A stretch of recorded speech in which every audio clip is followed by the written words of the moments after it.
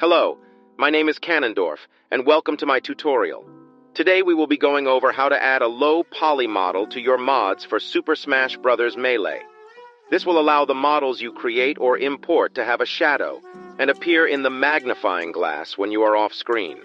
This tutorial assumes you already know how to import a model into Blender and parent it to the armature of the SMD for the character you are modding.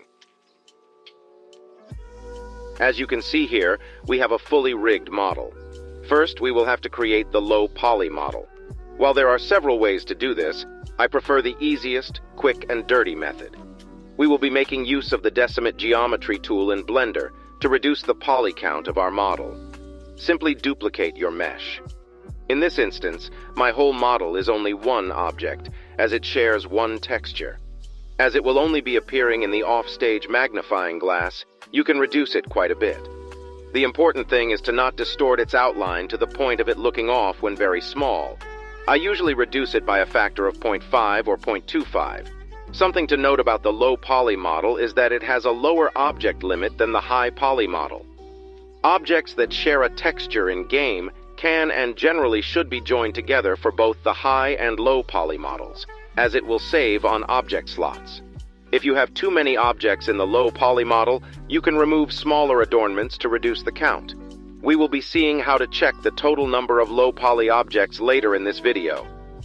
Once you have created the low poly version of your model, you should be ready to export it as an FBX. Make sure your export settings are correct. I personally use a preset. I would recommend creating a preset of these settings by setting them all correctly, then pressing this plus button to add a new preset. Once your settings are set, export the FBX file. Now, we will need to retrieve our character's vanilla NTSC data and shared textures file using Dat Texture Wizard.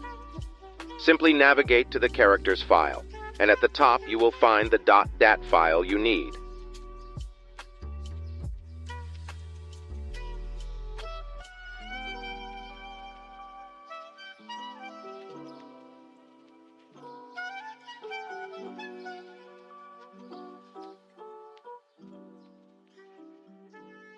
Next, open up two instances of HSDraw.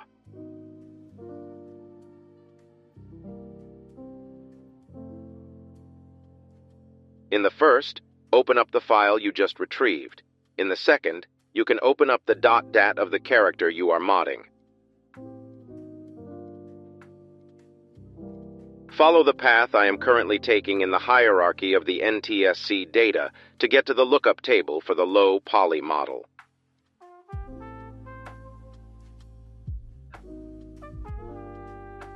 Once you get here, you can see that this table is how you can see which bytes are used by Melee as low poly models.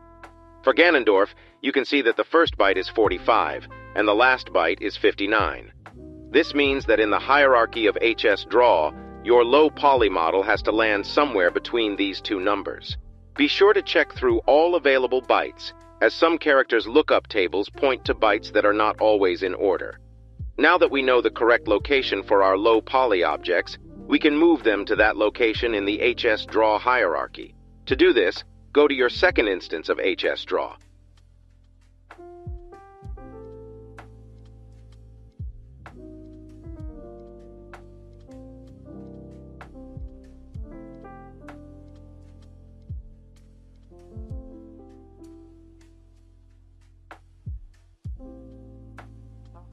Generate your dummy objects like always.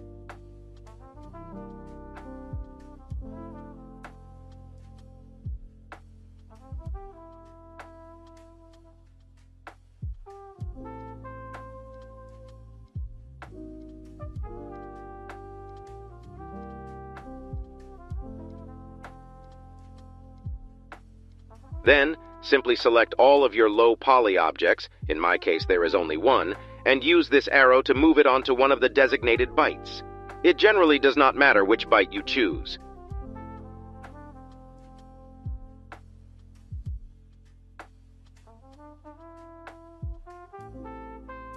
Finally, we can save this new .dat file.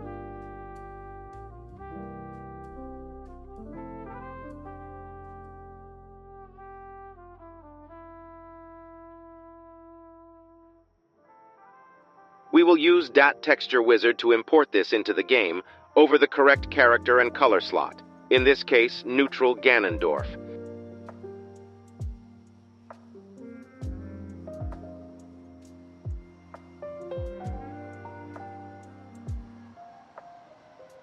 Then boot up the game to check your work.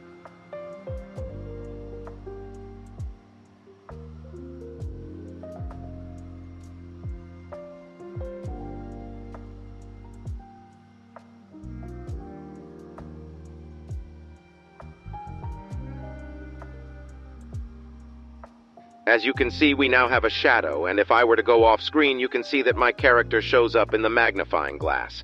Be sure to check the frame rate of your mods. If you are dipping below 60 FPS, you may need to lower the total poly count of your model. Check in unranked or direct to ensure it does not cause issues. Thank you for taking the time to listen to this tutorial. I hope you have a wonderful day.